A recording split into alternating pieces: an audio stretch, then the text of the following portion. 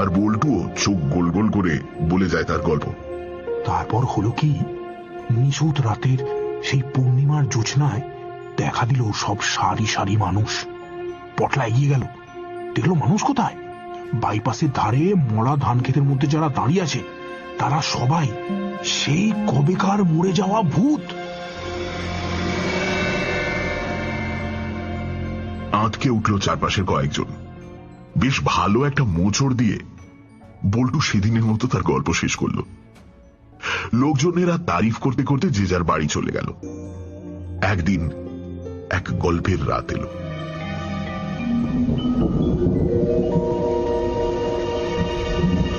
সেদিন প্রচন্ড বৃষ্টি, রাস্তাঘাট জলে থইথই। শহরটাকে মনে হচ্ছে কেউ যেন নদী পথ করে দিয়েছে। বল্টু বিড়বিড় করে বলে, গাড়ি না চালিয়ে নৌকা নিয়ে বের হলেই ভালো হতো দেখছি। তখন বেশ রাত। একটা বড় রাস্তার ধারে গাড়িটাকে পার্ক করে রেখেছে বল্টু। সেদিনের টার্গেট শেষ হতে আরো একটা রাইডের প্রয়োজন। এদিকে এত বৃষ্টি, যাত্রী পাওয়াই মুশকিল। এমন ছোটখাটো অবসরে মেজাজ তিরিক্ষি না করে, আলতু ফালতু চিন্তা না করে বল্টু গল্পের বই পড়ে। সেদিনও সে পড়ছিল পুরনো কলকাতার এক গোলক ধাঁধার গল্প। ক্লাইম্যাক্স যখন প্রায় জমে উঠেছে ঠিক সেই সময় তার ফোন টিং টিং করে জানালো সেদিনের লাস্ট বুকিং পেয়েছে সে। ফোনের ম্যাপ বলছে কাছেই দাঁড়িয়ে আছে সওয়ারি। বল্টু গাড়ি নিয়ে এগোল। গাড়িতে সবুজ আলোর ঘড়িটা সময় দেখালো রাত 12টা বাজতে 4 মিনিট। রাস্তা শুনশান। শুধু তাই নয়, ওয়াইপার চালিয়েও তুমুল বৃষ্টির রাতে কিছুই ঠাহর করা যাচ্ছে না। গাড়ির ভেতরের এসি আর বাইরের জল কাঁচের উপর এমন জলীয় বাষ্পের আস্তরণ তৈরি করেছে যাতে মনে হচ্ছে চারপাশে সবকিছুই ঝাপসা। যেন ঘুম স্টেশনে দাঁড়িয়ে আছে গাড়ি, একটু এগুলি দার্জিলিং।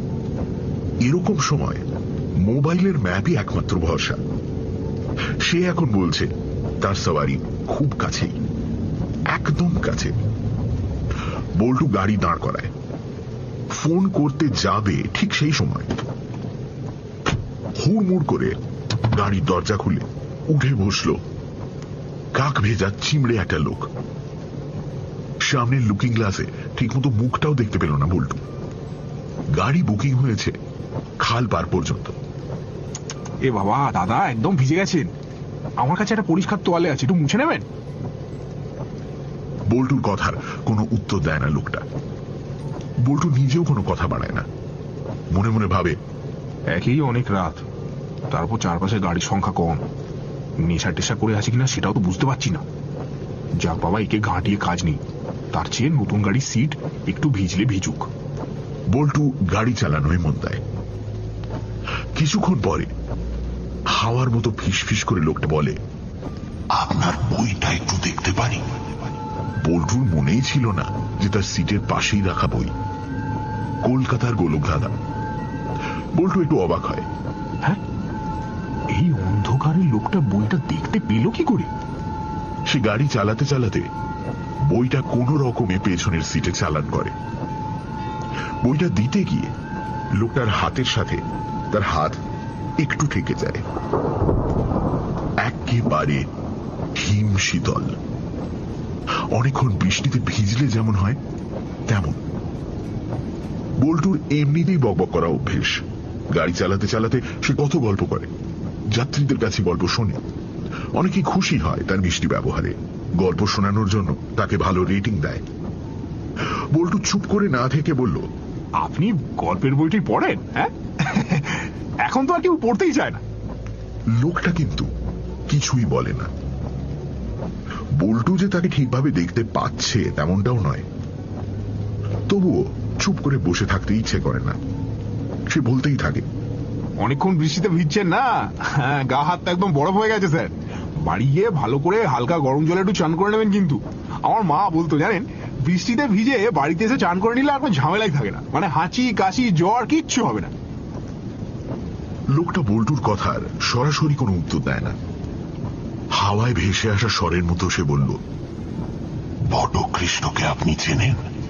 বল্টু জানতে চাইল। কে? বটকৃষ্ণ? সে আবার কি? ভালো রাইটার ছিল বটকৃষ্ণ এককালে। বল্টু হেসে ফেলল। ও আচ্ছা, লেখক বটকৃষ্ণের নাম বলছেন? না না, চিনব কি করে? সেই কবেকার লেখক। আপনার হাতের বইটা ওনারই। বইগুলোকে আবার রিপ্রিন্ট করা হচ্ছে শুনলাম। আমার আবার ভূত প্রেত থ্রিলার এসব হেভি লাগে, জানেন তো। এমন অনেক বই আমার বাড়িতে আছে। মা বলেছে এরপর বাড়িতে বই থাকবে না মানুষ থাকবে সেটা বোঝা যাচ্ছে না। হুড়মুড় করে অনেক কথা বলে খানিকটা স্বস্তি পায় যেন বল্টু। লোকটা ফিসফিসিয়ে হাওয়ার মতো বলে, বেশ বেশ, বইয়ের কদর আপনি জানেন। এমন একটা লোককেই কম ছিল, জনার্দন। বল্টু বলে, জনার্দন কে স্যার? তার কাছে কি অনেক বইটই আছে? আমরা জানেন তো মানে ওই লাইব্রেরির জন্য ডোনার খুঁজছি। লোকটা এবারেও বল্টুর প্রশ্নের উত্তর দেয় না। একটু দাঁড়াবেন ভাই। বল্টু গাড়ির ব্রেক কষে। স্যার কিন্তু এখনো তো খালপাড় আসেনি, আরো মিনিট 5 দেরি। দুটো 100 টাকা নোট ধরিয়ে দিয়ে 20 টাকা ফেরত না নিয়ে লোকটা গাড়ি থেকে নেমে যায়। যাওয়ার সময় হালকা বিদ্যুতের ঝলকানিতে বল্টু দেখতে পায় লোকটাকে। ধুতি পাঞ্জাবি পরা, একটু সামনের দিকে ঝুঁকে হাঁটা লোকটার বয়স 60-এর ওপর। স্ক্রিন কয়েকবার ব্লিঙ্ক করে মোবাইলের চার্জ শেষ হয়ে যায়। বল্টু বলে, উফ, যাক নিজে থেকেই বিদায় হয়েছে, না হলে বন্ধ করতে হতো কিংবা অন্য রাইডারের কল চলে আসতো। ভালো হয়েছে। তার কিছুক্ষণের মধ্যেই বাড়ি ফেরে বল্টু। গাড়ি গ্যারেজে রাখতে গিয়ে দেখে একটা সিল করা কাগজের প্যাকেট গাড়ির পেছনের সিটে ঠিক তার গল্পের বইটার পাশে রাখা। প্যাকেটের গায়ে কিছু লেখা নেই, শেষ যাত্রীর ফেলে যাওয়া জিনিস। বল্টু আশ্চর্য হয় এটা ভেবে যে লোকটা কাক ভিজে হয়ে গাড়িতে উঠল তার হাতের কাগজে প্যাকেট একটুও ভিজল না। তাহলে কি তার আগের যাত্রীর? কিন্তু তা কি করে হবে? দুজন বয়স্ক মানুষ উঠেছিলেন, তাদের নিজে হাত ধরে গাড়ি থেকে নামিয়েছে বল্টু। দেখে নিয়েছিল গাড়িতে কোনো জিনিস পড়ে আছে কিনা। এটা বরাবরই সে করে, না হলে পরে ঝামেলা হয় খুব। অফিসে রিপোর্ট করতে হয়, বাড়ি খুঁজে জিনিস ফেরত দিতে হয়। উফ, আবার একটা ঝামেলা বাড়লো। প্যাকেটটা সঙ্গে নিয়েই ঘরে ঢুকলো বল্টু। তখনও বেশ ভালোই বৃষ্টি পড়ছে। ঘরে ঢুকে দেওয়াল ঘড়িতে দেখলো রাত 2টো বাজে। বাড়ির কাছে এই বৃষ্টিতেও দুটো হুলো ঝগড়া করছে। বল্টু তাড়ালো তাদের। মোবাইল চার্জে বসিয়ে ফোন করলো যে নাম্বার থেকে গাড়ি বুক হয়েছিল।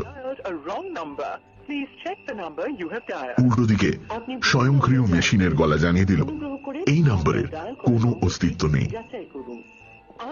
মাঝে মাঝে নেটওয়ার্কের সমস্যা হলে এমনটা হয়ে থাকে। বল্টু অন্য কিছু না ভেবে খেয়ে নিয়ে শুয়ে পড়ল। পরের দিনও ফোন করে শুনল যে এই নাম্বারের কোনো অস্তিত্ব নেই। ট্রু কলার দেখল, অফিসে গিয়ে তার বুকিং লিস্ট আদ্যপান্ত চেক করল। ফোন নাম্বার আছে, সময় আছে, কিন্তু লোকটার কোনো নাম নেই। অফিসার জানালো চিন্তার কিছু নেই, যার জিনিস তার খুব দরকার হলে সে নিজেই ফোন করবে। আর বল্টুর যদি খুব তাড়া থাকে তাহলে লোকটার জিনিস পৌঁছে দেওয়ার জন্য সে খালপাড়ে গিয়ে খোঁজ নিক। অত রাতে যখন লোকটা ওখানে নেমেছে তাহলে অভিজ্ঞতা বলছে লোকটা আশেপাশেই থাকে। বল্টু খালপাড়ের যে পর্যন্ত বুকিং ছিল সেখানেও গেল। কয়েকটা ভাঙা ফ্যাক্টরি শেড আর একটা বস্তি, তারও পেছনে জলা জঙ্গল এবং একটা পোড়ো বাড়ি। অনেকদিন কেউ ওদিকে যায় না, কোর্টের নাকি কি সব মামলা চলছে। বল্টু ওখানকার চায়ের দোকানে জানতে চাইল। চেহারার বর্ণনা দিল, রোগা, লম্বা, ধুতি পাঞ্জাবি পরা, সামনের দিকে ঝুঁকে হাঁটা একজন বয়স্ক মানুষ।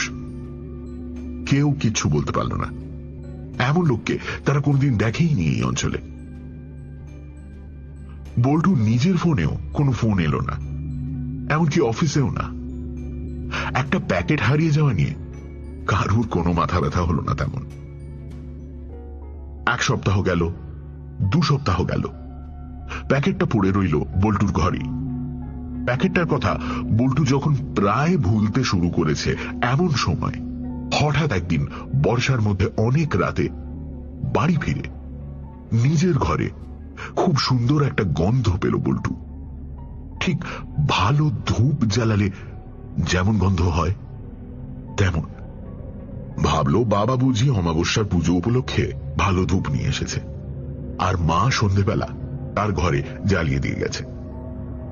গন্ধ রয়েছে অনেক রাত পর্যন্ত। বল্টু ঠিক করলো মাঝে মাঝে এই ধূপ সে তার গাড়িতেও লাগাবে। রোজকার মতো গাড়ির কিলোমিটারের হিসেব করলো, পাড়ার কয়েকজন বন্ধুকে ফোন করলো যারা নিশাচর মানে অনেক রাত পর্যন্ত জাগে। ক্লাবের খবর নিল, খোঁজ গল্প করলো। টুকিটাকি কাজ যত সারতে লাগলো তত সে বুঝতে পারল ঘরের সুন্দর গন্ধটা বাড়ছে। একটা সময় আর থাকতে পারল না বল্টু। কেমন যেন দম বন্ধ লাগছে। ঘরের জানলা দরজা খুলে দিল সে, তবুও যায় না গন্ধটা, আরো বাড়তে থাকে। তার কেমন যেন মনে হতে থাকে এটা ধূপের গন্ধ নয়, ধূপের গন্ধ এমন বাড়তে পারে না, কারণ তার ঘরে ধূপ জ্বলছে না। তাহলে কিসের গন্ধ? তার বোন কি কোনো পারফিউমের শিশি ভুল করে খুলে রেখে চলে গেছে? কিন্তু বুলটির তো অত সাজের শখ নেই। তাহলে কি? সে তন্ন তন্ন করে খুঁজতে থাকে কোথা থেকে গন্ধটা আসছে। খাটের তলা, আলমারি, ডেস্কটপের পাশে, টেবিল। ড্রয়ার টেনে খুলতেই আরো ঝাঁঝালো হয় গন্ধটা। তার সামনে সেই ফেলে যাওয়া কাগজের প্যাকেট, আর গন্ধের উৎস ওটাই। কি আছে প্যাকেটের মধ্যে? খানিকটা দোনামোনা করেই প্যাকেট খুলে ফেলে বল্টু, আর প্যাকেটটা খুলতেই অবাক হয়ে যায় সে। দেখে খুব পুরনো একটা ডায়েরি। সেই ডায়েরি উল্টালে প্রথম পাতায় ঝাপসা কালি দিয়ে লেখা রয়েছে জনার্দন বিশ্বাস MA। তলায় আরো ঝাপসা হয়ে আসা লেখা 1910। এতদিনের পুরনো ডায়েরি, আর জনার্দন বিশ্বাস নামটা কেমন যেন শোনা শোনা লাগছে। চকিতে মনে পড়ে যায় সেদিনের সেই রাত। বল্টু গল্প করছিল তার বই পড়ার, লাইব্রেরির। শেষ যাত্রী বলেছিল জনার্দন এমনই একজন লোকের খোঁজ করছে।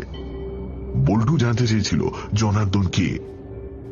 উত্তর দেওয়ার বদলে লোকটা গাড়ি থেকে নেমে গিয়েছিল। কেমন যেন রহস্যের গন্ধ পায় বল্টু, নেশার মতো লাগে। 1910 সালের ডায়েরি। ঠিক তার কয়েক বছর আগে বঙ্গভঙ্গ নিয়ে উত্তাল হয়েছে দেশ। রবীন্দ্রনাথ গান বেঁধেছেন, বাংলার মাটি বাংলার জল, বাংলার বায়ু বাংলার ফল। তাহলে সেই সময়ে কেউ ডায়েরি লিখেছে, আর সেই ডায়েরি এখন এই মুহূর্তে বল্টুর হাতে। ভাবতেই লোম খাড়া হয়ে ওঠে। সামনে টেবিল ল্যাম্পের আলোটা আর একটু এগিয়ে নিয়ে আসে বল্টু, কিন্তু পরের পাতাটা উল্টোতেই আরো চমকে যায় যেন সে। কোথায় পুরনো লেখা? এটা তো তাকে উদ্দেশ্য করে কেউ লিখেছে। আমি নিশ্চিন্ত হলুম অচিন্ত বাবু। প্রথম লাইনটা পড়েই হোঁচট খায় বল্টু। তার ভালো নাম যে অচিন্ত, সেটা ডায়েরি লেখক জানলো কি করে? নাকি এটা অন্য কোনো অচিন্তের জন্য লেখা? তাড়াতাড়ি পরের লাইনে চোখ বোলায় বল্টু। আপনার হাতে আমার ডায়েরিটা পড়েছে ভেবে আমি অনেক বেশি পিসফুল টাইম কাটাতে পারবো বলে মনে করছি। হ্যাঁ, আমি আপনাকেই বলছি, অচিন্ত বিশ্বাস। বল্টুর হাত থেকে ডায়েরিটা প্রায় পড়ে যায়। কোন রকমে নিজেকে সামলে নেয় সে। এই লোকটা তার পদবিও জানে। সে ঘুমোচ্ছে না তো? কিংবা স্বপ্ন? কোন গল্পের বই খোলা আছে কি সামনে?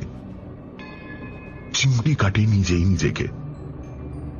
ডায়েরির পাতায় লেখা আছে, আপনি যা পড়ছেন সবটাই সত্যি, সজ্ঞানী।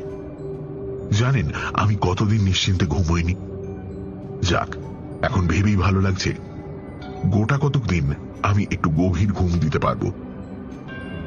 এরপর থেকে আমার কাজগুলোর দায়িত্ব আপনার, আর আপনারগুলো আমার। পাতার লেখাটা এখানে শেষ হয়ে যায়। কিসের কাজের দায়িত্ব নেবে বল্টু? আর বল্টুরই বা কি কাজ আছে যা এই ডায়েরির লোকটা নেবে? অনেক রাতে ইলিশ মাছ খেয়েছে বলে তার পেট গরম হলো না তো? কিংবা পাড়ার কোনো বন্ধু ইয়ার্কি মারছে? তাই বা কি করে হয়? এইরকম ডায়েরি এর আগে বল্টু কোনোদিন দেখেনি। এমন সুন্দর পাতা, খালিটা কেমন যেন ঘোলাটে। পরের পাতা উল্টে বল্টু দেখতে পেল আরো কয়েকটা লাইন লেখা আছে। আজ এই পর্যন্ত, কাল আবার হবে ক্ষণ। মাঝে মাঝে আপনাকে একটু জ্বালাবো, মানিয়ে গুছিয়ে নেবেন দয়া করে। বিনীত, জনার্দন বিশ্বাস। তারপর আর ডায়েরিতে কিছু লেখা নেই। অনেক রকম ভাবনা চিন্তা করার চেষ্টা করে বল্টু। কেন ডায়েরি? কার ডায়েরি? তার গাড়িতেই বা কেন? কিসের কাজ? কেন কাজ? কে জনার্দন বিশ্বাস? লোকটা ফোড়ে না দালাল? আন্ডারওয়ার্ল্ড না সাইবার ক্রাইম? কোনো কিছুরই কুল কিনারা করতে পারে না বল্টু। বরং 7-5 ভাবার মধ্যে ঘুম তাকে এসে জড়িয়ে ধরে। সকালে বোন বুলটি ডাকে যখন ঘুম ভাঙল বল্টুর, বেলা তখন অনেক। ফোনের অ্যালার্ম কখন বেজে গেছে তা ঠিক নেই। বুলটি বলল, তুই কেমন রে দাদা? কত বেলা পর্যন্ত ঘুমোচ্ছিস? মা এসে ডেকে গেল, বাবা ডাকলো, তোর কোনো হুঁশ নেই? একবারও তো বলিসনি তোর ডেস্কটপটা সারিয়ে নিয়েছিস। ঠিক তার মতোই ঝড়ের মতো কথা বলে যায় বুলটি। আমি তো রোজ যাচ্ছি শ্রাবণীর বাড়ি কম্পিউটার প্র্যাকটিস করতে। সারা রাত কম্পিউটার চলছে, খেয়াল আছে? মাথার কাছে টেবিল ল্যাম্প জ্বালা, চেয়ারে বসে ঘুমিয়ে পড়েছিস। ধড়ফড় করে উঠে বসে বল্টু। সারা রাত চেয়ারে শুয়েছে, ডেস্কটপ খোলা। কিন্তু সেটা তো অনেক দিন সারানো হয়নি। সিপিইউ খারাপ হয়ে গিয়েছিল। তাহলে কি নিজের থেকেই ঠিক হয়ে গেল? বল্টি খুশি হয়েছে কম্পিউটার পেয়ে। সে কাজ করতে বসে গেল। আর বল্টু ভাবতে শুরু করলো, সিপিইউ নিজের থেকে ঠিক হয়ে গেল নাকি খারাপই হয়নি? পুরোনো টিভিটার মতো 2-3 বার চাঁটি মারার দরকার ছিল, তাহলে অনেক আগেই আপসে বাপ বলে কাজ করতে শুরু করতো। কিন্তু এত সব ফালতু বিষয় নিয়ে ভাবার সময় নেই বল্টুর। দেরি হয়ে গেছে। গাড়ি বের করতে গেল সে। কি আশ্চর্য, কেউ যেন আজ তার গাড়ি ধুয়ে মুছে সাফ করে রেখেছে। তাহলে কি রতন গ্রামের বাড়ি থেকে ফিরে এসেছে? ওদের বাড়ির সামনে দিয়ে যাওয়ার সময় বল্টু যদিও দেখল রতনের ঘরে তালা দেওয়া, তাহলে তার সাথে যেগুলো হচ্ছে সেটা কি স্বাভাবিক? নাকি বটকৃষ্ণের কলকাতার গোলকধাঁধার নায়কের মতো তার জীবনেও কোনো ঘটনা ঘটে চলেছে? দূর, এরপর থেকে আর গল্পের বই পড়বেই না বল্টু। মা ঠিকই বলে, এইসব পড়ে পড়ে তার মাথাটা খারাপ হয়ে গেছে। সারাদিন সে গাড়ি নিয়ে শহরের এ মাথা থেকে ও মাথা ছুটে বেড়ালো। কত লোকের সাথে নতুন করে পরিচয় হলো, কত নতুন গল্প শুনলো, শোনালো। কিন্তু বকবক করে যাওয়া বল্টু কাউকে ডায়েরির কথা বলল না, কারণ সে নিজেই তো এখনো বিশ্বাস করতে পারছে না। সেদিন তাড়াতাড়ি টার্গেট ফুলফিল হয়ে গেল। সন্ধ্যের মধ্যে বাড়িতে ফিরে দেখল যেন উৎসব বসেছে। বড় পিসি এসেছে, ছোট মাসি এসেছে। মার আনন্দ আর ধরে না। ছেলে যে তাদের জন্য 32 ইঞ্চির একটা ফ্ল্যাট টিভি কিনে দিয়েছে তা সে নিজে কাউকে বলেইনি। দোকানে বুক করে নাকি বলেছে বাড়িতে দিয়ে আসতে। তাতে আরো মজা পেয়েছে মা। হ্যাঁ রে, আজকের দিনটা তুই কি করে মনে রাখলি রে বল্টু? তোর বাবাও যে মনে রাখে না। আজ আমাদের বিয়ের তারিখ, দেখ 25 বছর দেখতে দেখতে কেমন হুট করে কেটে গেল। বল্টুর বাবা মনে মনে খুশি হলেও গম্ভীর হয়ে বললেন, এতগুলো টাকা এখন খরচা না করলেই পারতিস। গাড়ির ইএমআই তো এখনো দিতে হচ্ছে। বল্টু কি বলবে ঠিক বুঝতেই পারল না। সে তো টিভির দোকানেই যায়নি, অর্ডার দেওয়া তো দূরের কথা। হ্যাঁ, মনে মনে ইচ্ছে ছিল মায়ের জন্য যদি একটা নতুন টিভি কিনে দিতে পারে। হঠাৎ যেন নিজেই নিজেকে থামিয়ে দেয়। যা ইচ্ছে ছিল তাই তো ঘটে চলেছে, তাই না? কম্পিউটার সারানোর ইচ্ছে ছিল কিন্তু পারেনি টাকার জন্য, কিন্তু কম্পিউটারটা ঠিক হয়ে গেল। টিভি কেনাও তাই। কে করছে এইসব? হঠাৎ ডায়েরির পাতার কথা তার মনে পড়ে। সেখানে লেখা ছিল, এরপর থেকে আমার কাজগুলোর দায়িত্ব আপনার, আর আপনারগুলো আমার। বল্টু বুঝতে পারে কোথাও একটা ভীষণ ভুল হচ্ছে। যা হচ্ছে ঠিক হচ্ছে না। বল্টু অনেক দিন পরে সবার সাথে খেতে বসেও তাড়াতাড়ি উঠে পড়ল। ঠিক করে খেতে পারল না। কাউকে কিছু না জানিয়ে ছুটল রশিদ নিয়ে টিভির দোকানে। তখন দোকান বন্ধ করার প্রস্তুতি চলছে। তারা কোনো কথার জবাব দিতে চায় না কেউ, কিন্তু তার নাছোড় অনুনয়ের কাছে হার স্বীকার করতে তারা বাধ্য হল।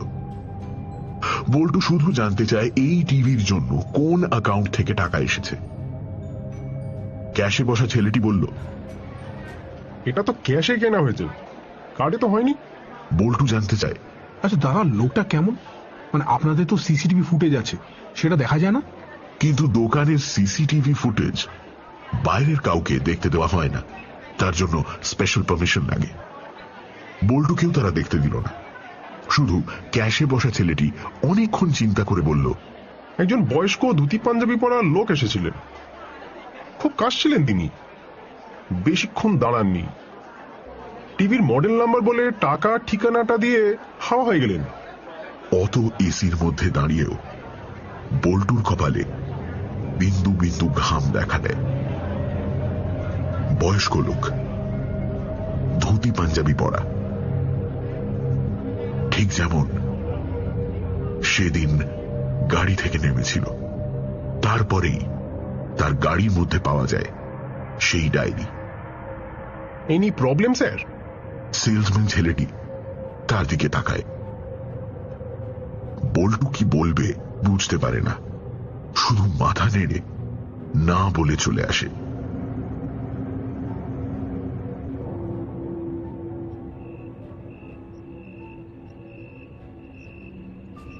অনেক রাতে আবার ঘরের মধ্যে ঘোর লাগা মিষ্টি গন্ধ। ডায়েরি খুলে বসে বল্টু। আগের দিনের লেখাগুলো সে আর খুঁজে পায় না। কেউ যেন মুছে দিয়েছে, কিংবা লেখাই ছিল না কোনোদিন। বরং সেখানে একটা ছোট্ট ছড়া নাকি ধাঁধা। বাতাসে উড়িছে যত শত শত সাপ। কি? বাতাসে উড়িছে যত শত শত সাপ, তারা কেহ লুকায়েছে, কেহ করিয়াছে পাপ। বাবা, ছায়া সে তো ছায়া নয়, উপছায়া যত, কিম্ভূত কদাকার জোটে সে তত। হ্যাঁ, কেন এমন লেখা? বাতাসে শত শত কাদের সাপ ঘুরে বেড়াচ্ছে? আর তারা কেনই বা পাপ করেছে? কাদের জন্য পাপ করেছে? নাকি তাদের দিয়ে জোর করে পাপ করানো হচ্ছে? হঠাৎ জানলার পাশ থেকে কেউ যেন সরে গেল মনে হলো। কে কে ওখানে? ছুটে গিয়েও কাউকে দেখতে পায় না বলল। ঘামছে সে। দূরে কোথাও দুটো হুলোতে ঝগড়া করছে। তাকে কি কেউ ফলো করেছে? সে কি বড় কোনো একটা জালে আটকে গেছে? তার সাথেই কেন ঘটছে এমন? ছায়া সে তো ছায়া নয়, উপছায়া যত। কারা উপছায়া? তার বাড়িতেই বা ধাওয়া করে আসছে কেন? যত এইসব প্রশ্ন পাগল করে তুলছে বল্টুকে, তত একটা সুন্দর গন্ধ যেন ঘিরে ধরছে তাকে। খুব শীত করছে তার, খুব শীত। ফিসফিস করে হাওয়ায় কে যেন কথা বলছে। এবার থেকে আমার কাজ আপনাকে করতে হবে, আপনার কাজ আমাকে। ঘুম পাচ্ছে বল্টুর, খুব ঘুম। ঝাপসা হয়ে আসছে চারপাশ, কোন এক গভীর গহন অন্ধকারে তলিয়ে যাচ্ছে যেন বল্টু। সেখান থেকে যেন আর কোনো দিন ফিরে আসতে পারবে না, কোনো দিন না। মা সকালে এসে দেখেন ছেলের গায়ে ধুম জ্বর। আরে এত কষ্ট কি সহ্য হয় এই ছোট বয়সে? কে বলেছিল তোকে সারাদিন গাড়ি চালাতে? কে বলেছিল এক্ষুনি তোর রোজগার না করলে বাড়িতে হাড়ি চড়বে না? জানি এই সব কিছুর মূলে তোর বাবা। সারাদিন কাজ কাজ কাজ করে ছেলেটার মাথা খেলো। হয়েছে তো এখন? চিৎকার করে বাড়ি মাথায় তোলেন মা। বাবা ডাক্তার নিয়ে আসে। পেট গরম আর জ্বরের ওষুধ দিয়ে তিনি 400 টাকা ভিজিট নিয়ে চলে যান। বল্টু হিসেব করে, বাবা 400 টাকা মানে নাইট ট্রিপে ভবানীপুর থেকে উত্তরপাড়া চলে গেল বুড়ো ডাক্তারের পকেটে। রোজগার নেই, কিচ্ছু নেই, এইভাবে টাকা জলে যাওয়ার কোনো মানে আছে? তাও আবার এক ভুতুড়ে ডায়েরির জন্য। আজকেই দূর করে দিয়ে আসবো। কান রাখার ডায়েরি ও বাড়িতে রাখার কোনো মানেই হয় না। জ্বরের খবর শুনে হাবু এলো, পাপ্পু এলো। এরা সবাই ছোটবেলার বন্ধু। বাড়িতে বল্টুকে পাওয়া আর সিকিম লটারি জেতা এখন একই ব্যাপার। আর শোন, ভালো কথা, একটা চিনমতো লোক না তোদের বাড়ির সামনে দাঁড়িয়েছিল। হ্যাঁ, বাড়িতে ঢুকতে যাচ্ছি, বলে কেন অচিন্তবাবুকে দিয়ে দেবেন, রাতের গাড়ি ভাড়াটা নাকি বাকি ছিল। হাবুর হাতে কড়কড়ে দুটো 200 টাকার নোট। চমকে ওঠে বল্টু। 400 টাকা? এই মাত্র সে ভাবছিল ডাক্তারের 400 টাকা ফিজ নিয়ে। তার তো গাড়ি ভাড়া বাকি নেই কারোর কাছে। হ্যাঁ, আর কি বললি? চিমড়ে মতো লোক ধুতি পাঞ্জাবি পড়েছিল কি? হ্যাঁ হ্যাঁ, পড়েছিল তো। ছুটে যায় বল্টু জানলার কাছে। কোথায় দাঁড়িয়েছিল বললি? জানলার কাছে? হ্যাঁ, কিন্তু কোথায়? কেউ তো নেই। হাবু বলে, আরে তোরা না এমন করছিস কেন? টাকাটা দরকার হলে আমায় দিয়ে দে না, আমি সব খরচা করে দেবো আইসক্রিম আর কাবাবকে। সত্যি বলছি, সত্যি। পাপ্পু তার পান খাওয়া দাঁতে ফিক করে হেসে ফেলে। কি ক্যাচাল ভাই! অনেক রাতে বল্টুর ঘুম ভেঙে গেল একটা ঠক ঠক আওয়াজে। উঠে বসলো বল্টু, লাইট জ্বালালো। উফ, ইঁদুরগুলো বড্ড বার বেড়েছে। বাড়িতে অমন একটা গাবদা হুলো সারাদিন খাচ্ছে আর রাতে ঝগড়া করে ঘুমের পিন্ডি চটকাচ্ছে। গজ গজ করে বল্টু, এই হুস, যা যা। কিন্তু আওয়াজ থামে না। কোথা থেকে আসছে এই আওয়াজ? হঠাৎই নজর যায় টেবিলের দিকে। দেখে টেবিলের ড্রয়ারটা যেন কাঁপছে। ঠেলে বেরিয়ে আসার চেষ্টা করছে যেন ড্রয়ারটা। যে ড্রয়ারের মধ্যে রাখা সেই ডায়েরি,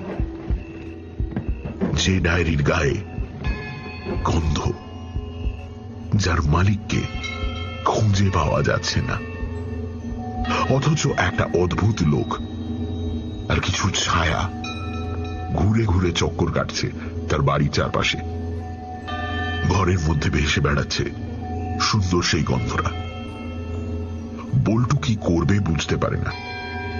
এই সময় ভয় ভক্তি চলে গিয়ে মানুষ কেমন যেন অসহায় হয়ে পড়ে। সে কি মাকে ঘুম থেকে তুলে সবটা বলে দেবে? আর তারপর যদি মা ড্রয়ার খুলে দেখে সেখানে ডায়েরি নেই, তাহলে কি ভাববে? এর আগে এমন যে একেবারেই হয়নি তা কিন্তু নয়। বল্টু যখন ক্লাস 8-এ পড়ে ঝুলন্দার কম্পিউটারে স্পিলবার্গের ইটি দেখে বল্টুর মনে হয়েছিল তাদের জাম গাছের তলায় একটা স্পেসশিপ এসে নেমেছে আর ছোট ছোট এলিয়েন ঘুরে বেড়াচ্ছে বাগান জুড়ে। মাঝরাতে বাড়ির লোকজনকে ঘুম থেকে তুলে সে এক জাতা ব্যাপার। বাবা হাসতে হাসতে বলেছিল, ওখানে জোনাকির বাসা, একসাথে সবাই জ্বলছে বলে জায়গাটাও আলো হয়ে আছে, আর মিনমিনে আলোর জন্য অমন জ্বলা নেওয়া করছে বলে মনে হচ্ছে। এর আগে বল্টু জোনাকি দেখেনি। ভুলটা হয়েছিল তার জন্য আরো বেশি। আজকেও যদি তাই হয়। বল্টু কোনো রিস্ক নিল না, যা হবে নিজের সাথেই হোক। আস্তে আস্তে এগিয়ে গেল ড্রয়ারের দিকে, আর ঠিক তখনই দেখল ড্রয়ারটা আচমকাই খুলে গেল তার সামনে। ছিটকে চলে এলো ডায়েরিটা তার হাতে। মনে হলো যেন কেউ জোর করে ধরিয়ে দিয়েছে। পাতা উল্টে গেল আপনা আপনি। বল্টু আবিষ্কার করলো ডায়েরির পাতায় লেখা একটা বাড়ির ঠিকানা। সেই ঠিকানার তলায় শুধু লেখা, বাঁচান, এরপর না হলে অনেক দেরি হয়ে যাবে। পরের পাতায় লেখা, গাড়ি গ্যারেজ থেকে বাইরে বের করা আছে। গ্যারেজে এসে বল্টু নিজের চোখকেই যেন বিশ্বাস করতে পারে না। কে বার করলো তার গাড়ি? 4টে তালা খুলে? জানা নেই। গাড়িতে উঠে বসতে গাড়িটা আপনা আপনি স্টার্ট নিল। কোনো নিয়ন্ত্রণ নেই গাড়ির ওপর বল্টুর। স্টিয়ারিং এ হাত দিতে হলো না, কিচ্ছু না। গাড়ি যেন নিজের থেকেই নিয়ে চলেছে তাকে হাওয়ার বেগে। এটা কি বল্টুর স্বপ্ন, নাকি সে জেগে আছে? হঠাৎই দেখতে পেল সে খাল পাড় পেরিয়ে যাচ্ছে। এই জায়গা তো তার চেনা। এখানে নামিয়ে দিয়েছিল ধুতি পাঞ্জাবি পরা চিমড়ে সেই লোকটাকে। এখানে কেন নিয়ে এলো গাড়ি? খাল পাড় পেরিয়ে গাড়ি সোজা ঢুকে যাচ্ছে ফ্যাক্টরির শেডে। তার পাশে বিশাল মাঠ। গাড়ি আর একটু এগিয়ে মাঠের মধ্যে বন্ধ হয়ে গেল। বল্টু স্টার্ট দিতে পারে না তার গাড়ি। খারাপ হয়ে গেল নাকি? এই রাতে এই জায়গায় খারাপ হলে খুব মুশকিল। নতুন গাড়ি, ছিনতাইয়ের ভয় আছে। গাড়ি থেকে নেমে বল্টুকে এক্ষুনি গাড়ি সারাতে হবে, যে করেই হোক। গাড়ি থেকে নেমে বল্টু বুঝতে পারে চারিদিকে ঘন গাছের জঙ্গল, ঝিঁঝি পোকার ডাক। সামনে পুরো একটা দোতলা বাড়ি। সেই বাড়ির কোণের ঘরে একটা আলো জ্বলছে।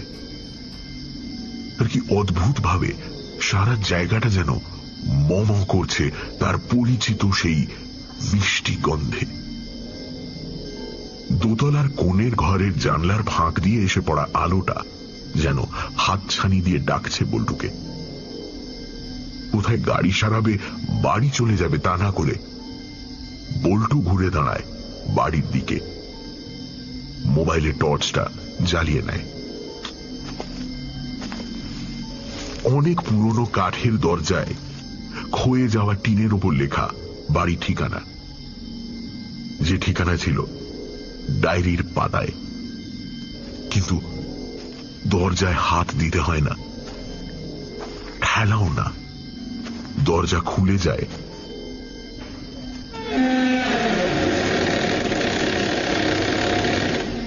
অনেক দিনের না খোলা জং ধরা আওয়াজে। ভেতরে আলো আঁধারির খেলা।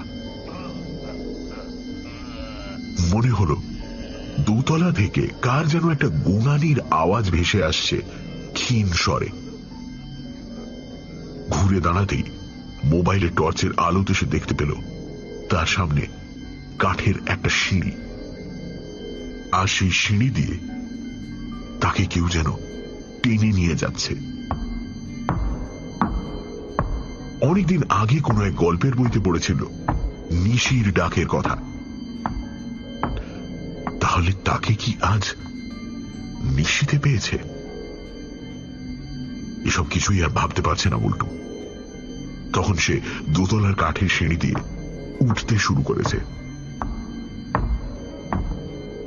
পুরনো কাঠে নিজের পায়ের আওয়াজ শোনা আর পুরনো ভাঙা দেওয়ালে বটগাছের শেকড়ের পাশে কবেকার কলকাতার পুরনো সব ছবি, পেন্টিং থরে থরে সাজানো। সাদা কালো ছবির মধ্যে স্থির হয়ে থাকা মানুষগুলো যেন সবাই বল্টুর দিকেই তাকিয়ে, সবাই যেন কোনো এক রুদ্ধশ্বাস মুহূর্তের অপেক্ষায়। চোখ ফিরিয়ে নেয় বল্টু।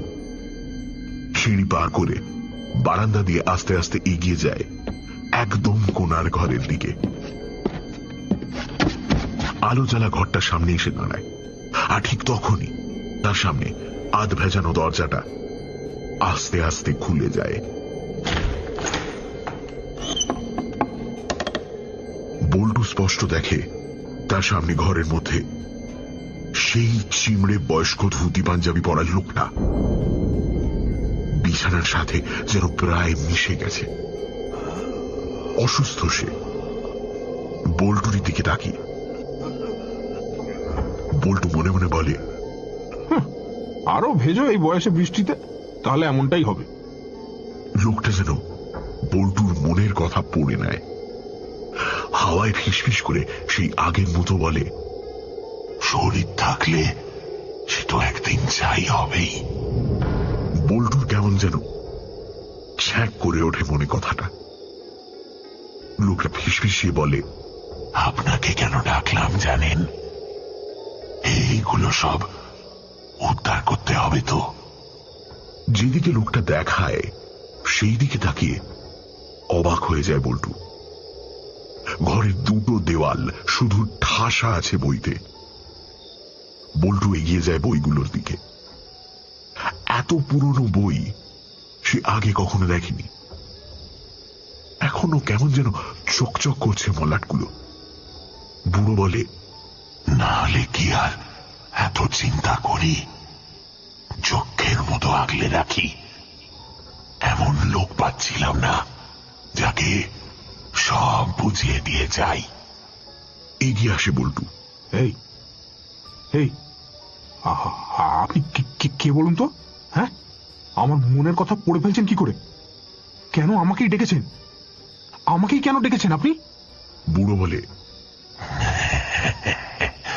ভালোবাসেন যে বই, পড়তে, শোনাতে, সাজিয়ে রাখতে, আপনি ছাড়া কে বুঝবে এর কদর?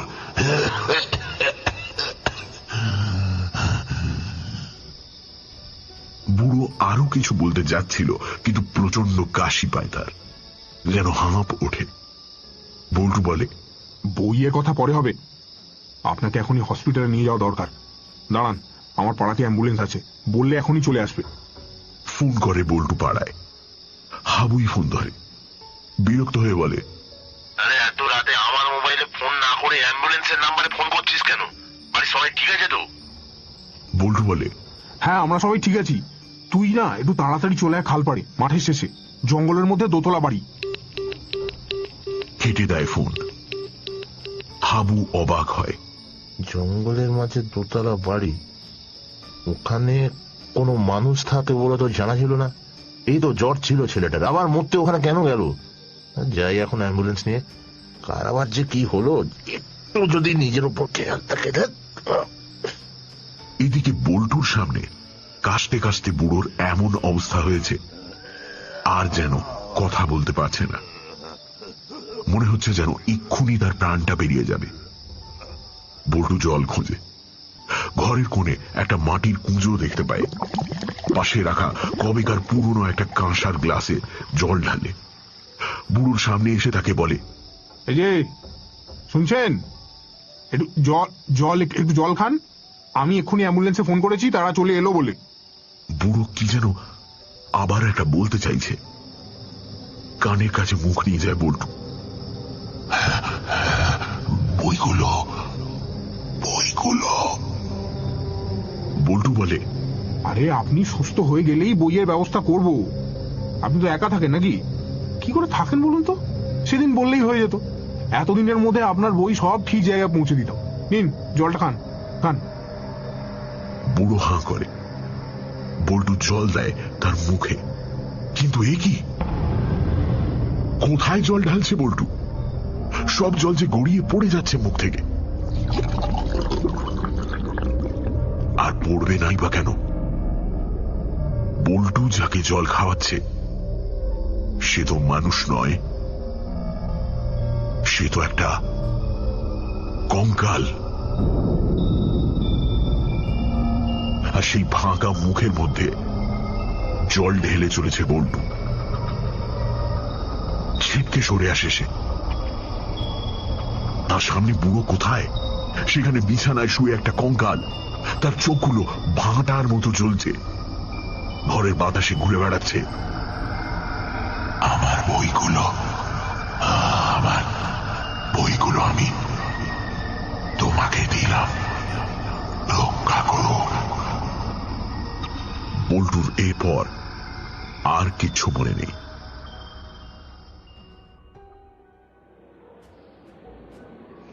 চোখ খুলেই বল্টু দেখতে পায় একটা কালো মোটা মতো লোক, ইয়া বড় গোঁপোলা, তাকিয়ে রয়েছে সোজা তার দিকে। বল্টু বুঝতে পারে সে হাসপাতালে শুয়ে আছে। তার সামনে খাকি পোশাকে পুলিশ। ততক্ষণে লোকটা বল্টুকে চোখ পিটপিট করতে দেখে বাইরে খবর দিয়েছে। খবর পেয়ে মা বাবা বুলটির সাথে আরো একজন ঘরে ঢুকলেন, খালপাড় থানার ওসি দেবব্রত রায়। বললেন, আপনি তো বিরাট একটা কাজ করেছেন মশাই। বেশ কিছু দুষ্প্রাপ্য এবং দুর্মূল্য বই উদ্ধার করে দিয়েছেন। আর কিছুদিন চোখে না পড়লে তো সব হাওয়া হয়ে যেত। এমনিতেই ওদিকে কেউ যায় না, সাপ খোপ জলা জঙ্গল, কোর্টের রায় ঝুলে আছে বলে জমিও বিক্রি হয়নি। ওখানে যে ওরকম একটা 19th সেঞ্চুরির বাড়ি ছিল কেউ জানতোই না। বল্টু বিড়বিড় করে বলে, কে? 19th century? ওসি বলে, তাহলে আর বলছি কি মশাই, কলকাতায় যে কটা পুরনো বাড়ি আছে তার মধ্যে এই বাড়িটা একটা। আপনার দুদিন অজ্ঞান হয়ে থাকার মধ্যে কত কি জেনে নিয়েছি দেখুন। আবার বল্টু বিড়বিড় করে বলে, হ্যাঁ, দুদিন অজ্ঞান হয়েছিলাম। মাথায় কটা স্টিচ হয়েছে তার খবর রাখো তুমি? সারাদিন শুধু টই টই। বল্টু ওসির দিকে তাকিয়ে বলে, কি খোঁজ নিয়েছেন? ওসি বলার সুযোগ পায়, একেবারে ঝাঁপিয়ে পড়ে যেন।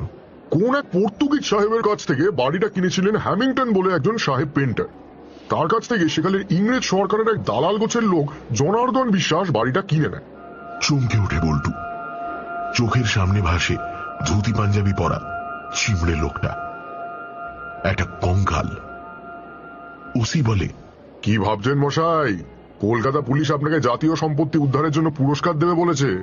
বল্টু অবাক হয়ে তাকায়। কেন? আমি কি করলাম? ওসি বলে, কি করেননি সেটাই বলুন।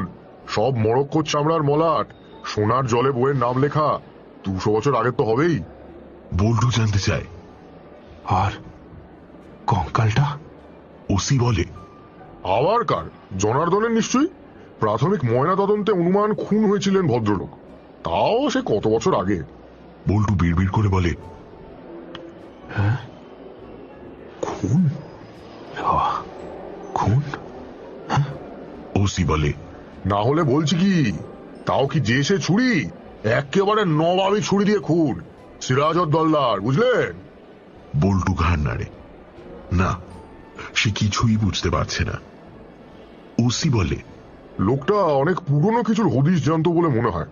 সাহেবদের গুপ্তচর ছিল, নিজেদের খেয়েও খেয়েতে একেবারে শেষ। তা আপনি ওদিকে গেলেন কি করে? ভাড়া ছিল বুঝি? বল্টু উত্তর দিতে যাবে, ঠিক সেই সময় খুব পরিচিত কণ্ঠে হাওয়ার মধ্যে কেমন যেন কথা ভেসে এলো। সব প্রশ্নের উত্তর কি দেওয়ার খুব দরকার আছে?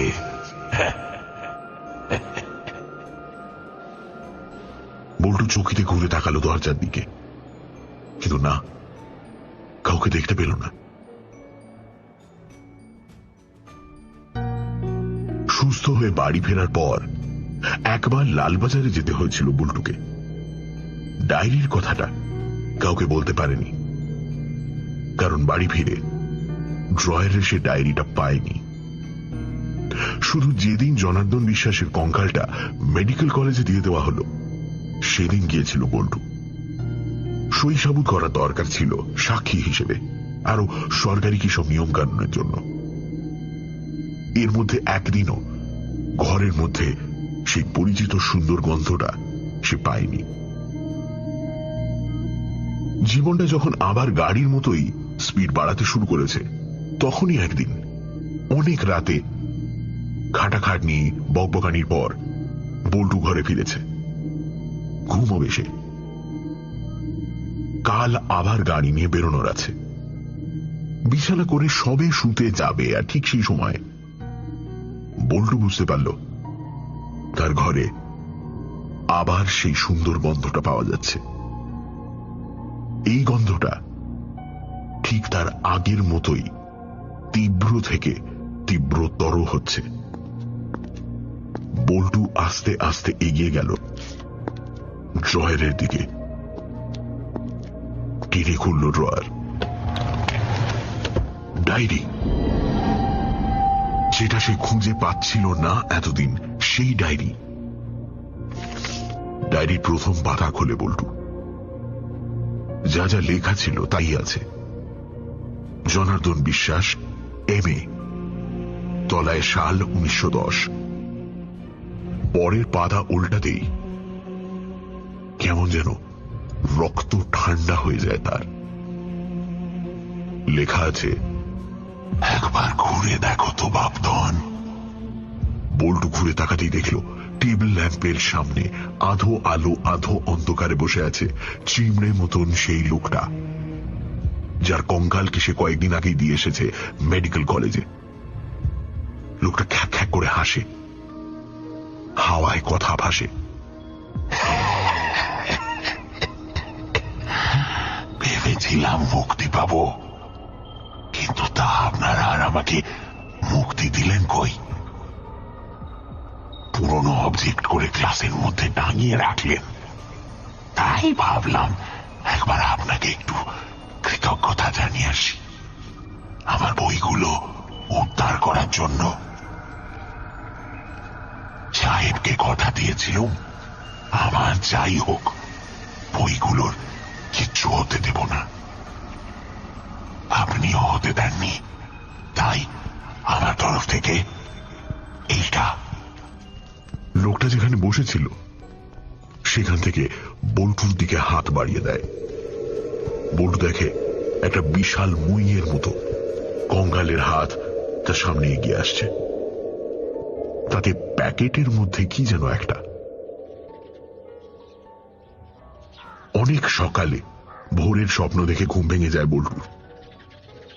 চোখ কচলে দেখে তার সামনে সত্যি সত্যি একটা প্যাকেট, আর সেই প্যাকেটের উপর লেখা অচিন্ত বাবুর করকমলে।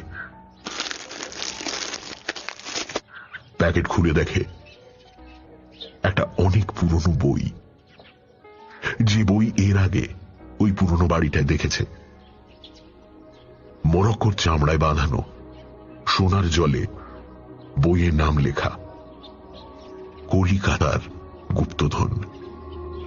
লেখক জনার্দন বিশ্বাস। মনে মনে ভাবে, লোকটা লেখক ছিল নাকি? আস্তে আস্তে পাতা উল্টায় বল্টু। পরের পাতায় একজনের ছবি। আরে, এটা জনার্দন বিশ্বাস না? ধুতি পাঞ্জাবি পরে হাতে হরিণের সিংহের তৈরি লাঠি নিয়ে বসে আছে। কেমন যেন তার দিকেই তাকিয়ে আছে মনে হলো বল্টুর।